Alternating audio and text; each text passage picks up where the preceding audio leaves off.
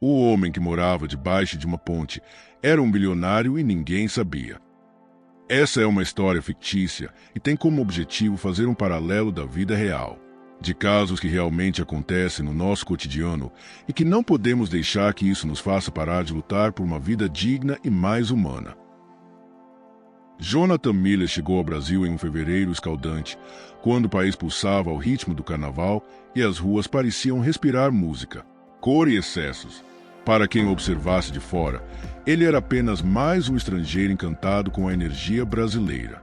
Mas por trás daquele olhar atento e silencioso, existia um homem profundamente cansado da própria vida. Nos Estados Unidos, Jonathan era conhecido em círculos restritos como um dos homens mais bem-sucedidos de sua geração. Fundador de um conglomerado bilionário no setor de tecnologia, investimentos e inovação, seu nome estava ligado a cifras astronômicas, contratos internacionais, decisões que movimentavam mercados inteiros. Ainda assim, tudo isso parecia distante demais quando ele desembarcou em solo brasileiro.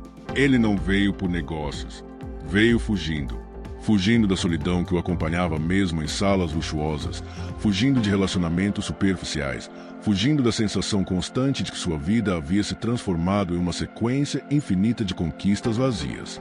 Jonathan escolheu o Brasil porque acreditava que ali poderia ser apenas um homem comum, sem títulos, sem holofotes, sem expectativas. Queria sentir o que havia esquecido, pertencimento. Foi uma noite quente, entre confetes espalhados pelo chão e luzes coloridas piscando sem parar, que ele a viu pela primeira vez. Isabela. Ela dançava como se o mundo não tivesse peso algum. Sorria com os olhos, falava com as mãos, ria alto. Jonathan ficou parado por alguns segundos, apenas observando. Não foi atraído apenas pela beleza, mas pela leveza que ela transmitia, algo que ele não sentia há anos. A conversa entre eles começou simples, despretensiosa. Ele não revelou quem era. Disse apenas que estava conhecendo o país, que precisava de um tempo longe de tudo. Isabela não fez perguntas difíceis. Apenas aceitou sua presença. E isso o encantou. Os dias seguintes se transformaram em encontros constantes. Caminhadas pela praia ao amanhecer, almoços simples em restaurantes pequenos, conversas longas sobre sonhos, medos e frustrações. Jonathan sentia algo diferente crescer dentro dele. Pela primeira vez, não era admirado pelo que possuía, mas pelo que era, ou pelo menos, pelo que parecia ser. Ele adiou reuniões, ignorou chamadas internacionais, deixou assistentes sem resposta. O império que havia construído continuava funcionando sem ele, mas Jonathan não se importava. Nada parecia mais valioso do que aquela sensação de normalidade. Ele se apaixonou. Apaixonou-se por Isabela, mas também pela vida que passou a levar ao lado dela. Uma vida simples, imperfeita, porém real. Até que a verdade apareceu da forma mais cruel possível. Jonathan descobriu a traição em uma tarde comum. O celular de Isabela vibrou enquanto ela tomava banho. Ele não costumava invadir a privacidade de ninguém, mas algo naquele momento o fez olhar. Uma mensagem curta, direta, íntima demais para não significar nada. O coração acelerou. Quando Isabela saiu do banheiro, Jonathan a confrontou. Ela confessou. Disse que estava confusa, que Jonathan era distante, que sentia falta de intensidade, que não sabia lidar com alguém tão fechado emocionalmente. Cada palavra parecia empurrá-lo para um abismo ainda mais profundo. Naquela noite, Jonathan terminou o relacionamento. Mas não foi apenas o namoro que acabou. Algo dentro dele se quebrou de forma definitiva. Nos dias seguintes, Jonathan simplesmente deixou de existir para o mundo que conhecia. Não voltou para hotéis de luxo. Não comprou passagem de volta. Não ligou para ninguém. Ele começou a caminhar pela cidade sem destino. Dormiu em bancos de praça, depois em calçadas. O dinheiro que carregava acabou esquecido, perdido ou abandonado propositalmente. Não era falta de recursos. Era autossabotagem. Era dor. Com o passar das semanas, Jonathan foi se afastando cada vez mais de quem ele havia sido. A barba cresceu. As roupas se sujaram. O olhar perdeu o brilho. Até que encontrou abrigo debaixo de uma ponte. Ali, entre concreto, sombras, o barulho incessante dos carros, Jonathan passou a viver como um homem invisível. Ninguém via o bilionário. Via-se apenas mais um derrotado pela vida. Em frente à ponte, funcionava uma empresa de médio porte. Todos os dias, funcionários passavam apressados, desviando o olhar. Jonathan começou a pedir comida. No início, com vergonha. Depois, com resignação. Alguns riam, outros o ignoravam completamente. Havia aqueles que o humilhavam com palavras duras, como se a miséria dele fosse uma ofensa pessoal. Arruma um emprego. Você gosta de viver assim. Some daqui antes que chamem a polícia.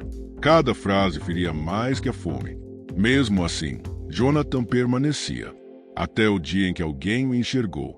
Roberto, o dono da empresa, chegou mais cedo naquela manhã.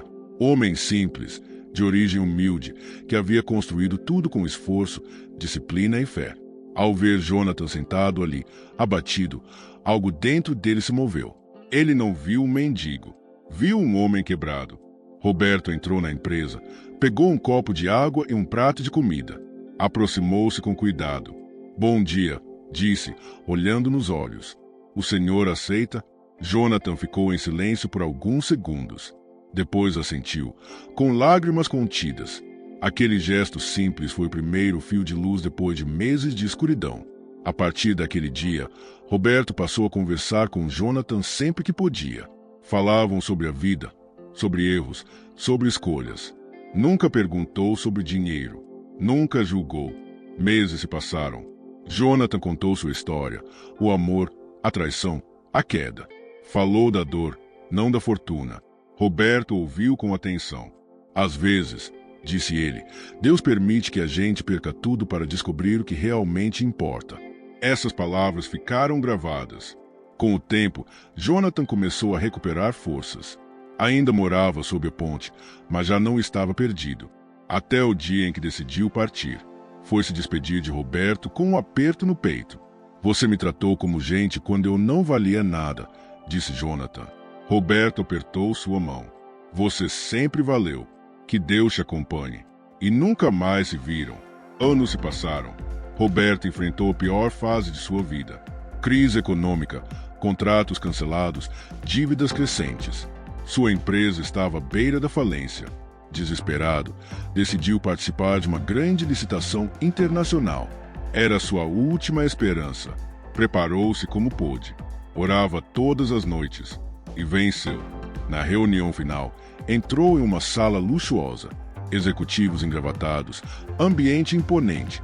Então o homem responsável se levantou. Roberto reconheceu na hora. Era Jonathan. Elegante, seguro, transformado.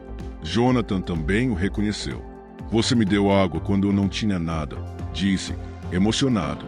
"Hoje, Deus me permite retribuir."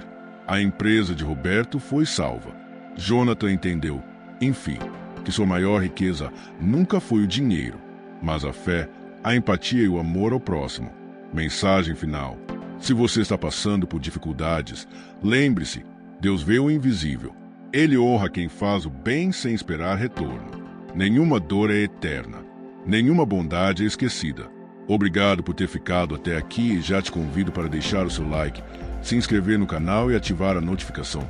Assim você sempre será avisado assim que tiver vídeos novos com histórias intrigantes e de muito valor como esta que você viu hoje. Te vejo no próximo vídeo.